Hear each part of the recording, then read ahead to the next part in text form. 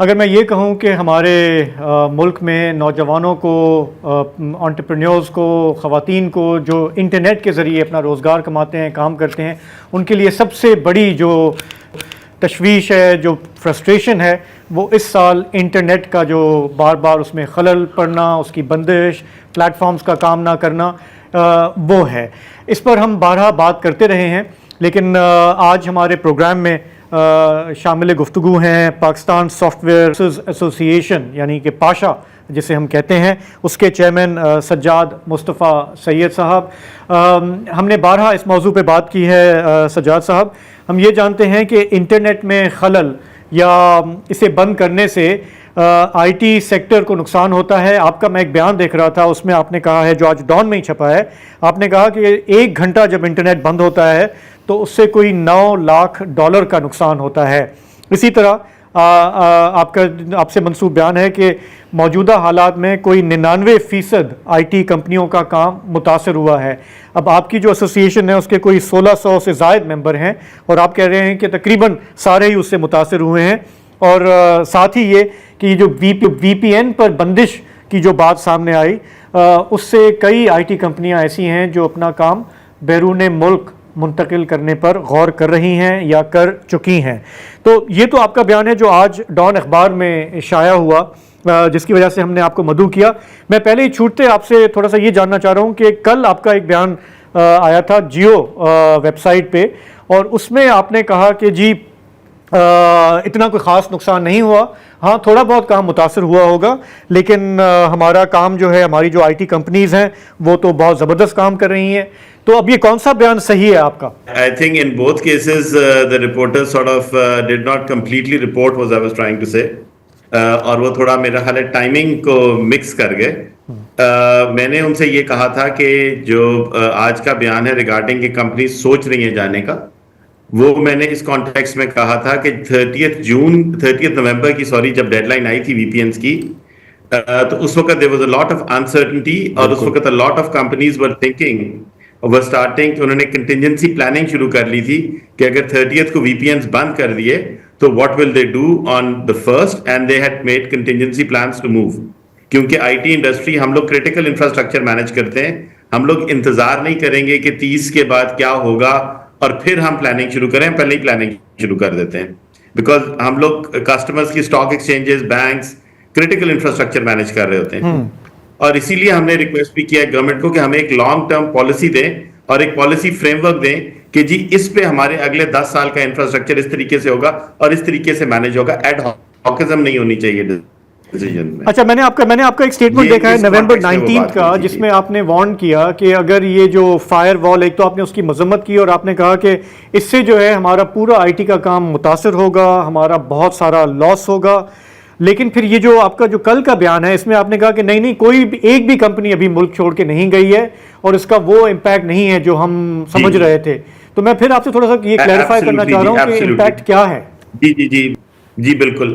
Firewall का जब इन्होंने कहा, शुरू में जब ऐलान हुआ था तो उसमें क्लैरिटी नहीं थी कि क्या होगा, और अभी भी हमें क्लैरिटी नहीं है कि फायरवॉल अगर लग भी गई है तो कितनी को एक्टिवेट हो गई है, एज फार एज फिक्स्ड, और उसकी एक्सटेंट क्या है।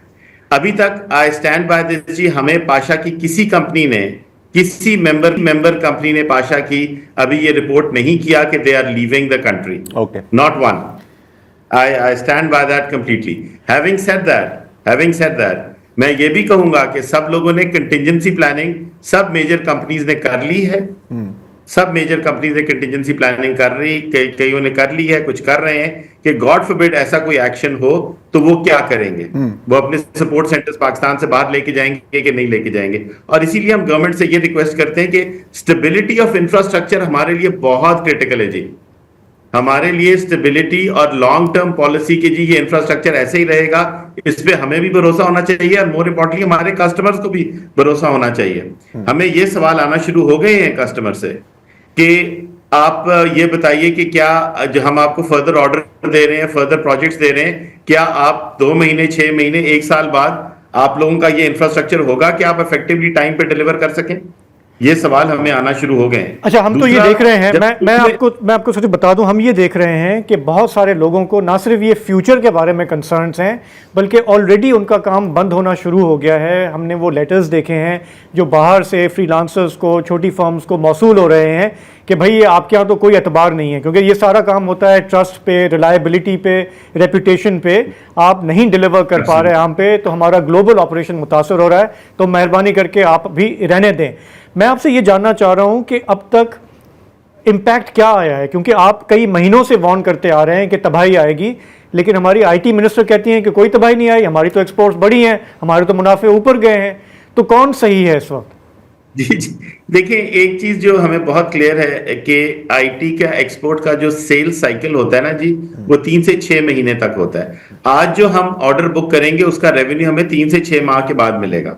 वो प्रोजेक्ट्स आएंगे, वो डिलीवर होंगे। हम इस वक्त तकरीबन जब से ये वीपीएन वाला इश्यू शुरू हुआ है या बैंडविड्थ के चैलेंजेस शुरू हुए हैं, हम लोगों ने अबाउट 30% डिक्लाइन देखा है इन न्यू ऑर्डर टेकिंग। और इसमें 2 वजूहत हैं, कुछ कस्टमर्स ने भी हाथ खींचा है और कुछ हमारी कंपनीज को भी चैलेंज आ रहे हैं नए ऑर्डर लेने में, क्योंकि हमें चैलेंज ये होता है कि अगर हम डिलीवर ना कर पाए तो ना सिर्फ रेवेन्यू लॉस होता है, पेनल्टीज भी लगती हैं। जैसे हमारे एक कॉल सेंटर के मेंबर हैं, जब 2 घंटे के लिए वीपीएन्स बंद हुए because of whatever reason, I don't want to go into those, तो उनको $2 मिलियन की पेनल्टी पड़ी। क्योंकि जो कस्टमर्स होते हैं वो ये नहीं कहते खाली कि जी आपने ये काम नहीं किया तो हम आपको उसके पैसे नहीं देंगे, वो पेनल्टी भी लगाते हैं। So those penalties are very heavy. तो हमारी कंपनीज जो पाकिस्तान से जिन डिलीवरी सेंटर्स ऑपरेट कर रहे हैं, उनके भी अलग चैलेंजेस हैं। वो खुद भी नहीं लेते ऑर्डर कि यार कल पेनल्टी कैसे देंगे हम। अच्छा, सो ये हमने शुरू में अबाउट 30% डिक्लाइन किया है, and that 30% decline translates to $1 billion sir. $1 billion 30% decline. जी सर, इस वक्त हमारी $3.2 बिलियन एक्सपोर्ट है। अगर हमने ये 30% का टाइम फ्रेम ना बढ़ाया, जाहिर है अभी तो हफ्ता 10 दिन है, तो it doesn't translate, but if it continues, if this uncertainty continues, it can translate to $1 billion. So हमने अनसर्टेनिटी रिमूव। इंफ्रास्ट्रक्चर हम देख रहे हैं, टू बी फेयर, हम देख रहे हैं कि इंफ्रास्ट्रक्चर रैपिडली इंप्रूव हो रहा है, but we have to remove the uncertainty around the policy.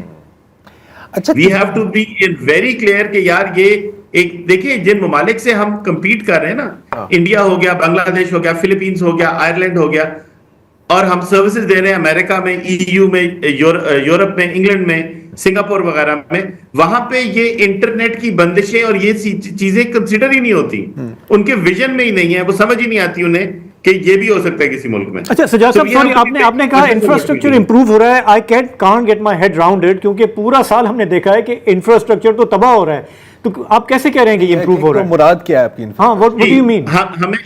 हमें ये कहा गया है या हमें बताया गया कि जी इंफ्रास्ट्रक्चर के अंदर इंटरवेंशन हो रही है कि वो इंप्रूव कर रहे हैं हम।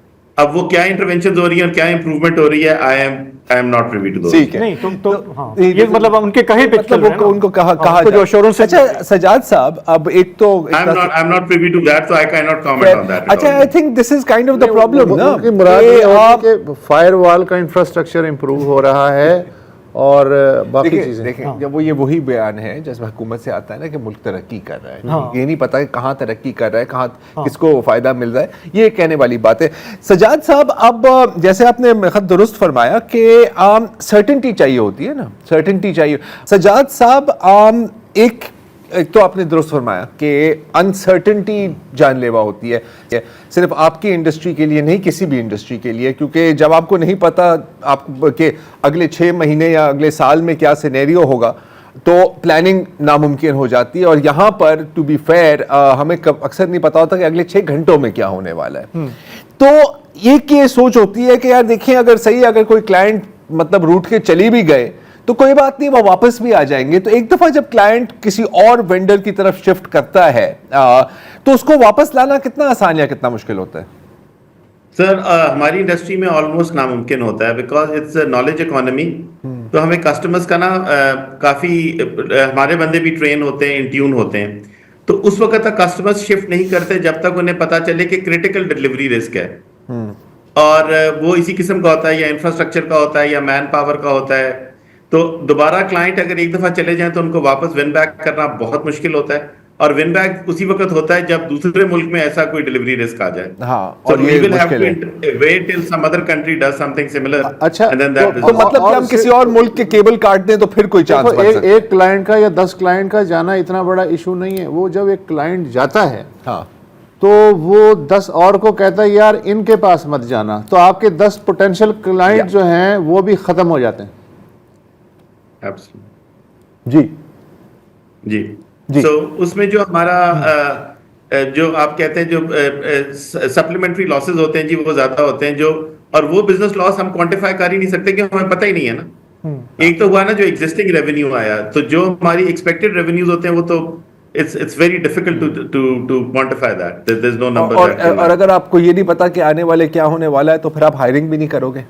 यू सी, तो ये सारी चीजें आती है ना इसके अंदर। तो सजाद साहब उसकी तरफ आते हैं, मैं सॉल्यूशंस की तरफ थोड़ा सा मैं ये जानना चाह रहा हूँ सजाद साहब कि चूंकि आप नेशनली रिप्रेजेंट करते हैं हमारे आईटी सेक्टर को, जाहिर है कि आप बहुत क्लोजली काम करते हैं पीटीए के साथ, आईटी मिनिस्टर के साथ, और इस पूरे साल जो कुछ हमने देखा है अपने इंटरनेट के इंफ्रास्ट्रक्चर के साथ, आपकी जब जब इनसे मुलाकात होती है, आप अपने मेंबर्स की फ्रस्ट्रेशन शेयर करते हैं, तो आपका सेंस क्या है कि ये जो आईटी मिनिस्टर हैं या पीटीए वाले हैं, इनको खुद पता होता है कि क्या हो रहा है और कौन कर रहा है? क्या हो रहा होता है का तो शायद पता होता है। And let me sir acknowledge one thing here कि दीज गाइज आर, पीटीए और मिनिस्टर ऑफ आईटी भी टैक्टिकली बहुत सपोर्टिव हैं। हमने जब भी इनके पास कोई इशू लेके गए तो इन्होंने दिन या रात they give us a patient hearing, they do try to resolve. पर प्रॉब्लम टैक्टिकली नहीं है। प्रॉब्लम ये नहीं है कि मेरी इंटरनेट चल रही है और कोई ठीक कर दे, और वो करते हैं, बिल्कुल करते हैं। हमने पीटीए को कहा, उन्होंने एक सेल बना दिया।